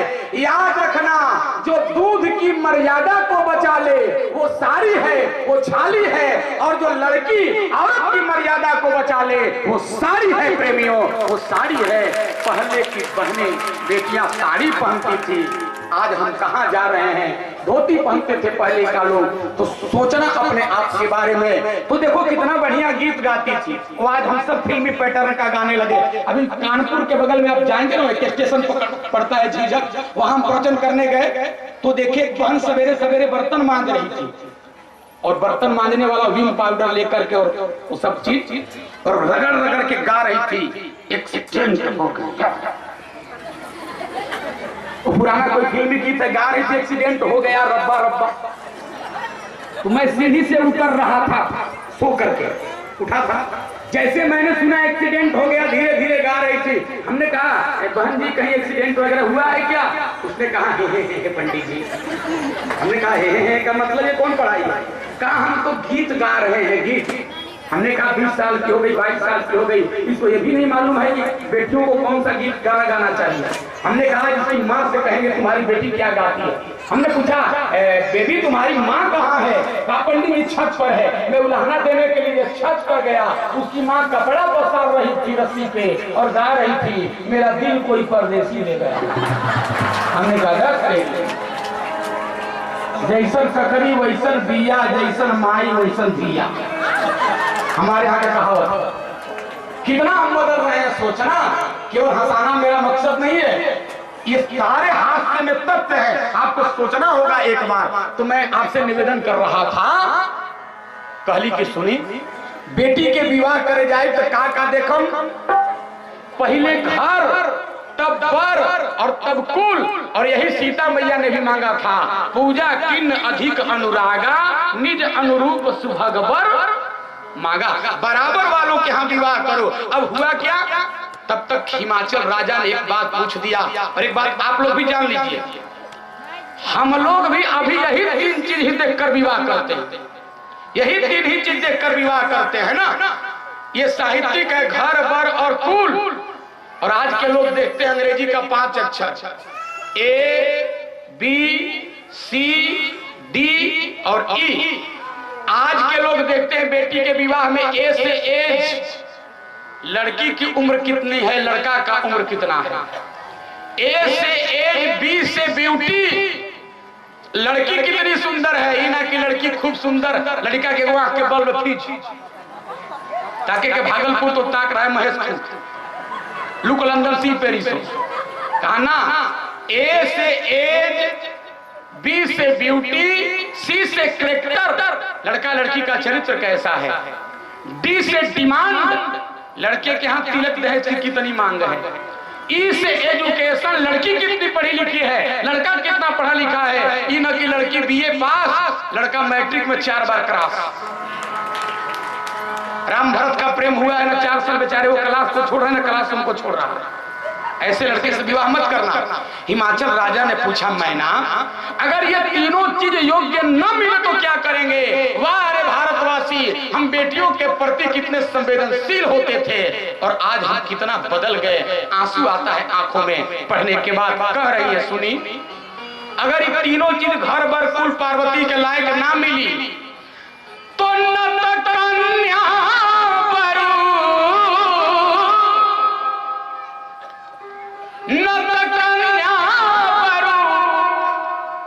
रही कुमारी। और इस चौपाई को गौर से सुनिएगा, कंतौ माम प्राण प्यारी, कहली ये लड़की ना ये हमार प्राण ही। और अच्छे लोग बैठे हैं माताओं बहनों, सुनना, पहले के लोग बेटियों को प्राण समझते थे, आज के लोग बेटियों को प्राण लेने वाला समझ रहे हैं। हम कितना बदल गए। बहुत ऐसे लोग हम लोगों से मिलने आते हैं, कहते हैं महाराज बेटा नहीं है, कोई उपाय बताते। एक सज्जन कहे बेटा नहीं है पंडित जी, कोई है मंत्र तंत्र? हमने कहा बेटे के लिए इतने व्यथित हो, बेटा क्या करता है भैया? कहा पंडित जी मंच पे बैठ के इतना लंबा चौड़ा उपदेश देते हैं, आपको नहीं मालूम कि बेटा जब पिंडदान करता है तो गति मुक्ति होती है। हमने कहा यही तो देश का दुर्भाग्य है। याद रखो, अगर बेटे के पिंडदान से माता पिता को मुक्ति मिलती है तो बेटी के कन्यादान से माता पिता को मोक्ष भी मिलती है। यह भी तो एक बार सोचना होगा आपको। अगर पिंडदान बेटा करता है तो इनके कन्यादान से भी उतना ही फल मिलता है। कहा महाराज बेटा तो नाम चलाता है ना, नाम चलाता है। हमने कहा गफलत में पड़े हो भैया, किसी का बेटा उसका नाम चलाता नहीं है, बेटा नाम कटाता है। बाप मरेगा, अभी बढ़िया से श्राद्ध तेरा ही नहीं होगा, जाएगा बैंक में एप्लीकेशन देगा, मैनेजर साहब पिताजी मर गए, उनका नाम काट करके कृपया मेरा नाम जोड़ दिया जाए। जहां जहां बाप का नाम होगा वहां वहां बेटा कटवाएगा। लेकिन हम लोग कहते हैं बेटा नाम चलाता है। लेकिन सुनो, तुलसी बाबा से पूछा गया बेटा कब तक बेटा होता है? और यही बात पश्चात देश अंग्रेजी के जनक शेक्सपियर, विलियम शेक्सपियर से पूछा गया, Shakespeare sir what is difference between son and daughter? गौर से सुनिएगा ये भैया, हालांकि सामने के श्रोताओं को एकदम सावधान होना चाहिए। बोलो सियावर रामचंद्र की। विलियम शेक्सपियर से पूछा गया what is difference between son and daughter, बेटा और बेटी में क्या अंतर है? शेक्सपियर ने माताओं बहनों जेब से कलम निकाला और डायरी खोला और डायरी के पन्नों पे पहला स्टैंजा लिखा तो लिखा only one difference between son and daughter. Jaikant भैया थोड़ा सा हम भी अंग्रेजी बोल लेते हैं, अच्छा लग रहा है कि नहीं आपको? थोड़ा सा कभी कभी बोलने का मूड कर देता है। अच्छा ठीक है, only one difference between son and daughter, बेटा और बेटी में केवल एक अंतर होता है। वैसे हम बिहारियों का प्रोनाउंसिएशन बहुत बढ़िया नहीं होता है, यूपी में डॉटर नहीं कहा जाता है, डाटर कहा जाता है, शुद्ध सब्जी है। लेकिन हम लोग बिहारी हैं ना, ट्रेन में चढ़ेंगे तो एक कह रहा है हिंदी में तुमको लौकता नहीं है? हम कहे बाहर भैया जवन डिक्शनरी से शब्द निकाले हो, कालिदास मूड पकड़ पकड़ के रो रहे हैं भैया, तुमको लौकता नहीं है, ये कौन हिंदी है बताओ? लेकिन वो हम लोग बिहारी है ना तो उसका गंध आ जाता है, प्रोनाउंसिएशन जहां भाषा कल्चर होती है वैसा हो जाता है। अच्छा तो मैं आपसे चर्चा कर रहा था, निकाला कहा बेटा और बेटी में केवल एक अंतर है। कहा क्या? तो सुनना, पहला स्टैंजा विलियम शेक्सपियर ने तुलसी बाबा का चुराया और लिखा सन इज सन टिल मैरिज। जब तक बेटे का विवाह नहीं किया जाता बेटा अपना बेटा होता है, विवाह के बाद बेटा अपना बेटा नहीं होता है। अपने माता पिता को भूल जाएगा, ससुराल में जाके सास को कहेगा मम्मी जी, इधर बाप से बोल चाल बंद, वहां जाके ससुराल में ससुर को कहेगा डैडी जी। गजब तमाशा। और हमारे बनारस के एक बहुत अच्छे लेखक चिंतक विचारक रामबली मिश्रा व्यास एक लोकगीत एक लाइन लिखे हैं, बेटा कब तक बेटा होता है जब तक विवाह नहीं होता है। और देखो जब से घर में टेलीविजन आ गया ना, ये टीवी, मैं टीवी की निंदा नहीं कर रहा हूं, मीडिया है, पत्रकार लोग भी आते हैं, छापते हैं, और आज ये चौथा स्तंभ माने जाते हैं। बिजली को एक जगह से फैलाने में जो भूमिका तार की होती है, सवारी को एक जगह से दूसरे जगह पहुंचाने में जो क्रिया एक कार की होती है, जनमानस की बातों को एक जगह से दूसरे जगह तक पहुंचाने में वही भूमिका एक पत्रकार की होती है, वही भूमिका एक पत्रकार की होती है। यहाँ के पत्रकार तो बड़े अच्छे हैं, रोज का प्रवचन दैनिक जागरण में, प्रभात में निकाल रहे हैं, और नहीं तो कहीं कहीं 15 दिन प्रवचन हम लोग करते रह जाएंगे, नहीं निकलता है। ये निकल जाएगा। 4 बच्चों की माँ प्रेमी के साथ ये निकाल देंगे, लेकिन प्रवचन नहीं निकाल सकते। बकरी मरी 0 माइल जाम। अरे भैया, बकरी से आपको इतना प्रेम है और कथावाचक से इतनी दुश्मनी है आपको। लेकिन यहाँ के मीडिया के तमाम पदाधिकारियों को मैं हार्दिक अभिनंदन धन्यवाद करता हूँ, और निवेदन मैं आपसे कर रहा हूँ, टेलीविजन जब से आ गया, देखो किसी चीज का निगेटिव एंड पॉजिटिव मतलब दोनों स्तर होता है ना। हम अगर बढ़िया सोचेंगे तो बढ़िया निकलेगा, गलत सोचेंगे तो गलत निकलेगा। तो उन्होंने लिखा, अरे टीवी लागल जुटावे मेला, अरे देखे बूढ़ जवान गदेला। पांडव से 5 भाई थे, कौरव 100 भाई थे, इतने लोग यहाँ बैठे हैं। आज के नौजवानों को ये मालूम नहीं है कि 100 भाई का नाम क्या है, लेकिन फिल्म दुनिया के 100 एक्टर का नाम पूछिए तो ये बता देंगे। कहा तब हम कितने बदले? कहा टीवी लागल जुटावे मेला, अरे देखे बूढ़ जवान गदेला। गदेला मैंने आप लोग समझ रहे हैं, गदेला मैंने गोदी का छोटा सा बच्चा भी टीवी देखता है। अरे देखे बूढ़ जवान गदेला, अरे बाप मतारी देखे ना। बहू का कर्तव्य कभी ससुर के आगे अपने चेहरे को न दिखाए, बेटी कभी बाप से आगे न बैठे। लेकिन जब से टेलीविजन आ गया, अरे बिटिया बैठे देख अगारी, बाप मतारी देखे ना। बिटिया बैठे देख अगारी, बाप मतारी देखे ना। बहुअर देखे मुंह उधारी, बाप मतारी देखे ना।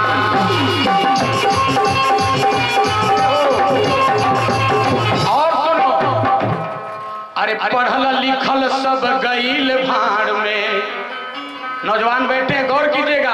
अरे पढ़ल लिखल सब गईल भाड़ में। जिस देश में लाखों लोग आज बीपीएल में जी रहे हैं, उस भारत देश में आज करोड़ों रुपया का आईपीएल होता है। सोचो क्या हुआ? पढ़ल लिखल सब गईल भाड़ में, हरदम क्रिकेट के खेल। और टेलीविजन देखते देखते पढ़ाई सब भूल गया। अरे मन मनुहारी चीत घुमौल से। जब बबुआ के रिजल्ट निकलल, अरे बबुआ 8 विषय में फेल। और नौजवान रहने कहाँ लगता है विवाह के बाद? तो अंतिम लाइन पर गौर कीजिएगा। अरे बबुआ डटल रहे ससुरारी, बाप मतारी देखे ना। बबुआ डटल रहे ससुरारी, बाप मतारी देखे ना।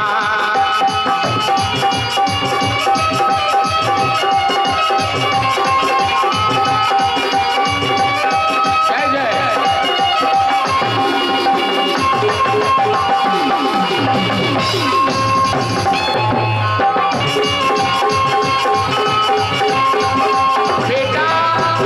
विवाह होने के बाद ससुराल पक्ष का हो जाता है। ये शंकर भगवान की गवाही है, रामचरितमानस के रचयिता शंकर भगवान क्या बोले? का ससुरारी पियारी भई जवलो। उत्तरकांड में जजमेंट दिया गया, बेटे का विवाह हो जाता है, बेटा आपका बेटा नहीं होता है, ससुराल का हो जाता है। इसी बात को शेक्सपियर ने लिखा, सन इज सन टिल मैरिज। जब तक बेटे का विवाह नहीं करोगे बेटा आपका बेटा होगा। लेकिन सुनो, ये बेटियां कब तक बेटियां होती हैं? कहा son is son till marriage but daughter is daughter till death. और लड़की जब तक चिता पर जल नहीं जाती है उस दिन तक बेटी बेटी होती है। होली कुमकुम रोली का त्योहार नहीं होता घर में अगर इन बेटियों का अवतार नहीं होता। बेटियों की आज जरूरत है समाज में। इसमें से कोई लक्ष्मीबाई बन सकती है, कोई किरण बेदी बन सकती है, कोई कल्पना चावला बन सकती है, कोई सुनिधि चौहान बन सकती है, कोई लता मंगेशकर बन सकती है, कोई श्रेया घोषाल बन सकती है। इनके अंदर असीमित क्षमताएं हैं।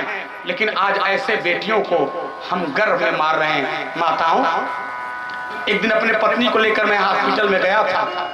एक भ्रूण का चित्र टंगा था, 2 लाइन बड़ा गजब का लिखा था।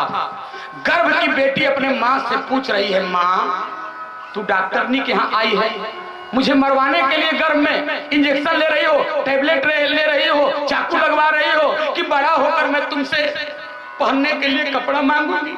मेरी माँ, मुझे कपड़ा मत देना, भैया का छोड़ा हुआ कपड़ा पहनकर जीवन यापन कर लूंगी, तुम्हें कभी ताना उलाना नहीं दूंगी। मेरी माँ, अगर तुम मुझे गर्भ में इसलिए मरवा रही है कि बड़ा होकर मैं तुमसे पीने के लिए दूध मांगूंगी, मत देना मुझे दूध। भैया जो दूध पी लेगा, गिलास में चंद बूंद जो बचेंगे उसमें चीनी और पानी मिलाकर मुझे पिला देना। तेरी बेटी तुम्हें कभी ताना उलाहना नहीं देगी। यह है बेटियों का त्याग।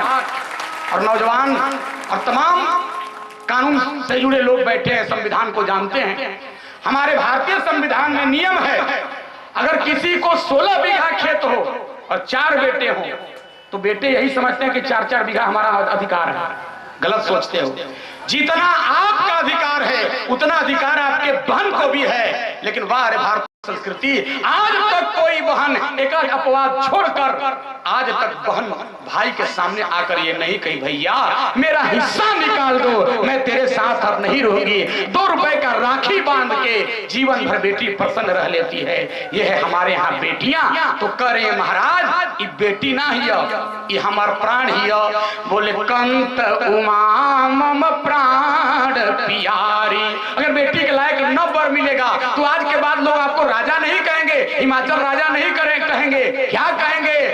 बोले जो ना मिला ही बारागिरी जही जो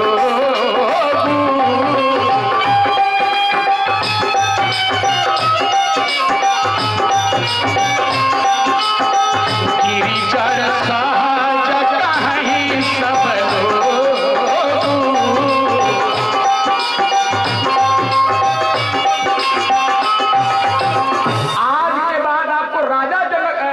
हिमाचल कोई नहीं कहेगा, मूर्ख हिमाचल कहेगा। बेटी का विवाह बढ़िया ढंग से कीजिए। और अंतिम लाइन में कहता है, नारद जी के बात पर विश्वास मत करम। आज तक नारद ने किसी का घर बसाया नहीं। नारद का इतिहास पढ़ेंगे तो नारद ने घर उजाड़ा, प्रहलाद को फोड़ दिया, बेटे से ही बाप का मर्डर करा दिया, ध्रुव को फोड़ दिया अपने माता से, चित्रकेतु के घर को फोड़ दिया उन्होंने, 100 बेटों को अलग कर दिया नारद ने। देखिए सम्मानीय ऋचा मिश्रा जी आ गए, दोनों हाथ उठाकर हर हर महादेव नारा लगाए, हर हर। बस 5-7 मिनट गौर कीजिएगा। अच्छा, नारद जी के बात तो मत मानिएगा। अरे नारद जी के बात पर अरे बैठ जन्म कन्वा है। नारद जी की बात मत मानना। नारद जी के बात पर अपने पति को समझा रही हैं। अरे नारद जी के बात पर अरे बैठ जन्म कन्वा है। अदेश पैसी खोजहु पिया चतुर सुजनवा है। देश पैसी खोजहु पिया चतुर सुजनवा है।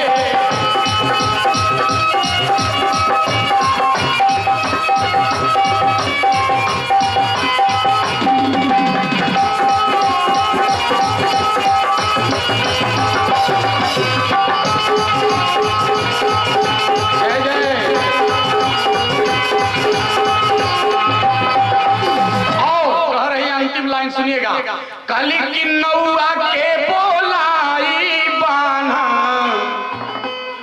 अरे सतुआ पीसनवा है। देश पैसी खोज हो बाबा बाबा, अरे देश पैसी खोज हो बाबा, अरे चतुर सुजनवा है। कली की नारद जी के बाद पर मत विश्वास कीजिए, नारद ने किसी का घर आज तक बसाया नहीं। गांव के पंडित जी के और नाऊ भाई के बुलाए। अच्छा, इस गांव में नाऊ भाई हैं कि नहीं लोग हैं? तो हमारी बात को बुरा ना मानेंगे। एगो कहावत है कि पंछी में कौआ जाति में, मैं नहीं कर रहा हूं, आप कह रहे हैं, हम थोड़े कह रहे हैं। पंछी में कौआ जाति में नौआ, ये बहुत दोनों चालाक किस्म के होते हैं। एक बार गंगा जी में कुछ लोग नाव में जा रहे थे ना, सुनो, तो एक नाई भाई बैठे थे, बगल में एक लाला जी बैठे थे, सिन्हा साहब। तो अचानक सिन्हा जी ने पूछ दिया नाऊ भाई से, बेटा तुम किस जाति के हो? तो आजकल जाति बताने में हम संकोच करते हैं, लेकिन विज्ञान के यहां नौजवान बैठे हैं। एक बात याद रखना, जब इस देश में शेर की जाति हो सकती है, बिल्ली की जाति हो सकती है, कुत्ते की जाति हो सकती है, तो हम इंसान अपने जाति को बताने में क्यों पीछे रहेंगे? जाति बताने में कभी पीछे मत रहना। हमारी प्रजाति है, शेर वंश की है बिल्ली, शेर वंश का है बाघ, शेर के वंश का है लकड़बग्घा, शेर के वंश का है चीता। जब उनकी प्रजाति है तो हम लोग अपनी प्रजाति बताने में, जाति बताने में क्यों पीछे रहेंगे? सुनिएगा, मोस्ट इंपॉर्टेंट अंतिम बात कहा। तब अचानक पूछ दिया, बेटा तुम किस जाति के हो? तो आजकल जाति बताने में लोग अपने आप का इंसल्टी समझते हैं ना, इंसल्ट समझते हैं। तो नाऊ भाई बहुत चालाक, उन्होंने कहा, महाराज मैं 40 में 4 कम हूं। लाला जी सोचने लगे, अरे यार मैथमेटिक्स में कौन सा जाति आ गया? और हमारे यहाँ तो बड़ी जबरदस्त कहावत है ना जातियों के मामले में, जहां 4 पंडित बात खंडित। 4 पंडित जी एक साथ बैठ जाएंगे, वहां बात पूरा ही नहीं होगा, बिगाड़ के सब उठेंगे। कोई कहेगा लोटा पर गोबर साटो, कोई कहेगा कलसा पर साटो। ठीक, जहां बुरा मत मानिएगा, जहां 4 अहीर वहीजा बात गहीर, वह गंभीर बात करेंगे। जहां 4 राजपूत वहां बात मजबूत। इस तरह से हमारे यहां कहावत है। जैसे इसने कहा 40 में 4 कम, सिन्हा साहब घबराई, मैथमेटिक्स में कौन जा? लेकिन ये लोग मैथमेटिक्स में कलम के बड़े तेज होते हैं, चित्रगुप्त भगवान के खानदान के हैं। इन्होंने निकाल लिया 40 में 4 कम माने 36, और 36 में हमारे यहाँ कहा जाता है ये आदमी बहुत छतीसा है पंडित जी। छतीसा माने बहुत चालाक। तो सिन्हा जी ने कहा हजाम, तो हजाम ने कहा लाला जी प्रणाम। अरे तुम कैसे जान गए हम लाला हैं? कहा इतना तेज हिसाब से ललवे सब लगाते हैं, दूसरे के कलम में ताकते नहीं है। तो देखो गांव के पंडित जी और नाऊ भाई को बुलाइए और पार्वती के लायक वर खुजवाइए। अंतिम बात निवेदन कर रहा हूं, बस केवल 7:30 पर घड़ी हमारी जाएगी, मैं बंद कर दूंगा। ये मूड में बना के चला था ना, बस इसी के साथ कहा। तब पंडित जी और नाऊ भाई के बुलावल गई। तो देखो पार्वती कोई सामान्य लड़की नहीं है कि सामान्य लड़के से विवाह होगा। पंडित जी और नाई भाई कहां पहुंच गए? ब्रह्मलोक में, जहां ब्रह्मा जी कमलासन पे बैठ के वेद का पाठ कर रहे थे। ओम गणानां त्वा गणपति गोंगवा। पंडित जी बैठ के, ब्रह्मा जी बैठ के पाठ कर रहे थे। पंडित जी गए, जाके बैठ गए ब्रह्मा जी के आगे और नाऊ भाई पीछे। ईमानदारी से बोलो, ब्रह्मा जी को कितनी मूड़ी है? 4। चतुर्मुख हो ब्रह्मा, वेद कहता है, विधिमुख 4 रामचरितमानस। 4 मुख ब्रह्मा जी को। पंडित जी बैठे आगे, नाऊ भाई पीछे। ब्रह्मा जी का 8वां आंख बंद, वेद का पाठ कर रहे। ओम स्वस्ति न इंद्रो पूषा विश्ववेदा। पंडित जी ने आगे से इशारा किया, ये लड़का तुमको पसंद है, पार्वती के लायक है, बात करूं? 4 मूड़ी देख के नाऊ भाई घबरा के इशारा कर ले, चलो बाबा यहां से। कह यार इस लड़के में क्या कमी है? कहा ए लइकवा के बुझाता मिर्गी के बीमारी होला। कैसे जान गए आगे से? तो देखो मिर्गी के बीमारी में ऐसे देहिया उठाता है। तो नाऊ भाई जिधर घूम रहे थे उधर एक उनका मुंह था। हमको तो लग रहा है वैसा ही है। कहा नाना बेटा इसको 4 मुड़ी है ये है। कहा तब तो बहुत खतरनाक है, लड़की की 1 मुड़ी, लड़का का 4 मुड़ी। मान लो विवाह होने के बाद दाम्पत्य जीवन में कभी लड़का लड़की में वर कन्या में झगड़ा हो जाए, लड़की जब तक एक मुंह से एक बात बोलेगी, लड़का हरा के 4 मुंह से 4 बात बोलेगा। यही लड़का आपको पसंद आ रहा। कहा एक लड़का और बचा। कहा लेकर पहुंचे विष्णु जी के यहाँ बैकुंठ में। देखो विष्णु भगवान बैकुंठ में कैसे रहते हैं, तो आप लोग श्लोक पढ़ते हैं ना, विष्णु भगवान कैसे रहते हैं बैकुंठ में। बोले शांता का भुजग शयनम पवनाभम सुरेशम। विष्णु भगवान देखिए सर्प पे सोते हैं, और मेरे प्रश्न का जवाब देना यही वाणी विराम दूंगा। विष्णु भगवान सर्प पे सोते हैं, कैसे सोते हैं? बोले शांताकारम, शांत होके। और आज का मनुष्य डनलप के मोटे मोटे गद्दों पे सो रहा है मुखिया जी, लेकिन रात भर नींद नहीं आती। अशांताकारम डनलप, अशांत होके आज का मनुष्य जी रहा है। The god had provided us all thing, ईश्वर ने हमको आपको सब कुछ दिया फॉर अस प्लीजर, आनंद के लिए, सुख के लिए, as TV, refrigerator, cooler, tractor. But why are we restless today? लेकिन आज हम लोग आराम विहीन महसूस कर रहे हैं। आज किसी से पूछिए भैया शांति है? मुंह बना के लोग कहेंगे पंडित जी सब है, लेकिन दिल में शांति नहीं है। आज सब आराम खोजते हैं, एक नावदान का कीड़ा भी सुख खोजता है। माताओं बहनों ईमानदारी से बोलना। अच्छा मछली कहां सुखी रहेगी? और सोफा सेट पे निकाल के रख दो तब सोफा सेट तो बढ़िया जगह है ना, लेकिन मछली मर जाएगी सोफा सेट पे छटपटा के। मछली सुखी होगी कब? जब जल में रहेगी, क्योंकि मछली है जलचर। और हम इंसान धन से कभी सुखी होने वाले नहीं हैं। इंसान जब भी सुखी होगा धर्म से सुखी होगा। इसलिए हमारा शास्त्र कहता है धन कमाओ, लेकिन इन्वेस्ट कहां करो, खर्च कहां करो? धनात धर्म, धन से धर्म करो ततः सुखम, उसके बाद आपको सुख होगा। अच्छा कथा हो रही है, कल तो कोई नहीं चढ़ाया, आज कोई आदमी धनात धर्म ततः सुखम 100 रुपया इस दान पेटिका में डाल दे, मैं हार्दिक अभिनंदन करूंगा। और 1000 कोई डाल देगा तो माला पहनवा दूंगा। हाँ भैया जी डाल दीजिए। जय जय। ये देखिए हमारे परम भक्त राम कथा के नाम, भले मैं आपका नलू ठाकुर जी के यहाँ लिखा जा रहा है। कहा भैया सवाल जी आज नहीं आए हैं? का हो 500 वाला कोई श्रोता करके डाल दे। माताओं आप नहीं कुछ लाई हैं? अरे आप लोगों का नाम है लक्ष्मी, कुल लोग दरिद्र बन के आई बड़ी। यहाँ कुछ डालो दान पेटिका में। यहाँ नियम है कुछ ना कुछ दान करना चाहिए, तभी कथा सुनने का फल मिलता है। और मैं अपने लिए नहीं कह रहा हूँ, आपके राम कथा के लिए कह रहा हूँ। इन आयोजकों में वो सामर्थ्य पूरा कर सकते हैं, लेकिन आपका एक एक बूंद एक दिन सागर का रूप लेगा। और 1 वर्ष ही नहीं, बहादुरपुर ग्राम में प्रति वर्ष राम कथा होती रहेगी अगर आप लोग सहयोग करते रहेंगे भैया। तो तमाम लोगों से आग्रह है कि आप लोग दान पेटिका में चलते समय दान जरूर कर देंगे। वहां काउंटर पे रसीद कट रहा है, आप रसीद भी अवश्य कटवा लेंगे। हाँ घबराइएगा मत, होता है कभी कभी, उसकी लाइन डिस्कनेक्ट करो।